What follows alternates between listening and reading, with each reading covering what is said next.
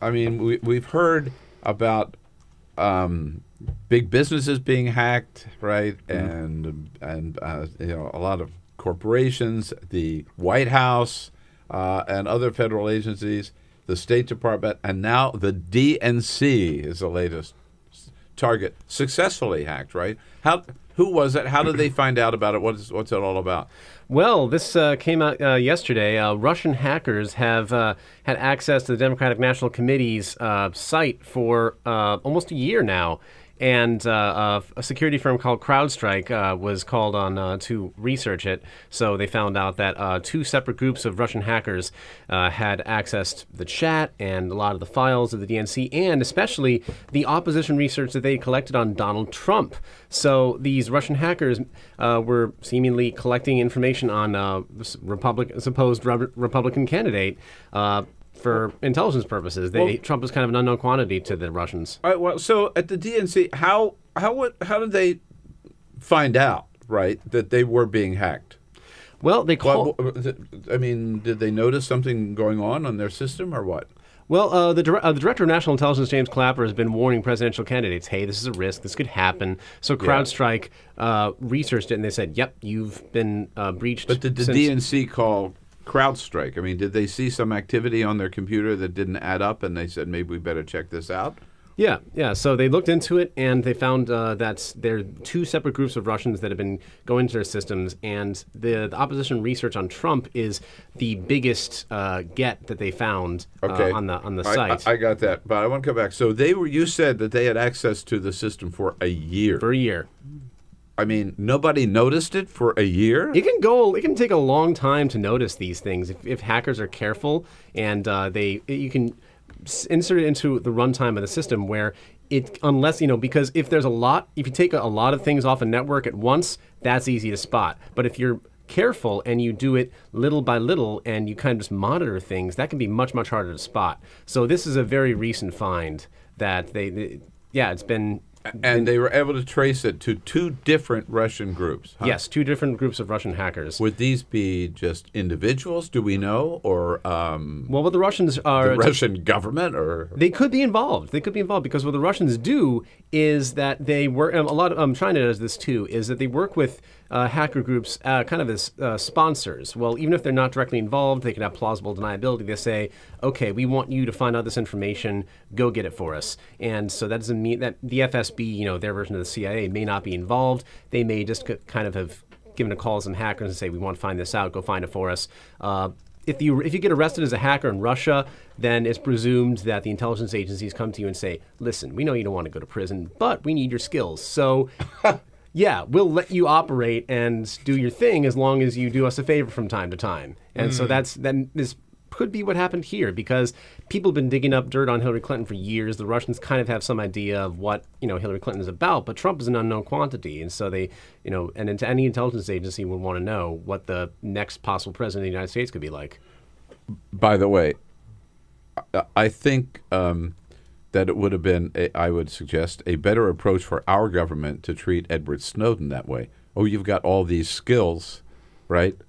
Maybe you could help us out, which I think he did help us out with what he revealed, rather than treat him as a criminal and exile him in Moscow. Maybe it was Edward Snowden who was doing this hacking from over there. No, I think he's kind of kept a low profile. Yeah, I think so too. Yeah. No, but people, intelligence agencies are realizing that hackers have skills. Yeah. Right. Or that people, you shouldn't discount them.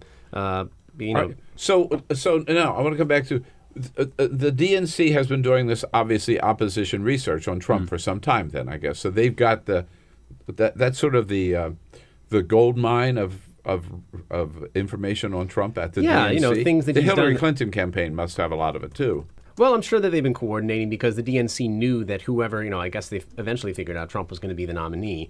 And I guess they figured he was certainly the nominee that they were worried about the most, certainly maybe the best to find dirt on. I'm sure he's done some things and had some shady financial deals possibly.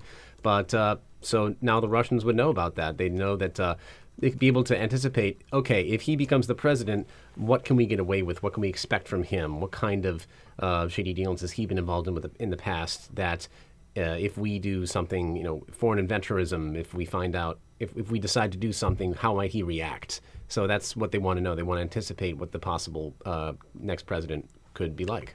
All right. So then we know this happened.